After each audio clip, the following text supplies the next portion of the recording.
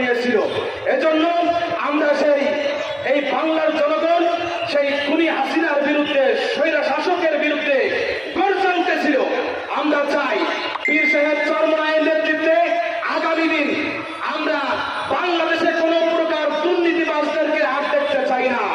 বিগত দিনে যারা দুর্নীতি করেছে তাদেরকেও দেখতে চাই না, বর্তমানে যারা দুর্নীতি করেছিল তাদেরকেও দেখতেছি না।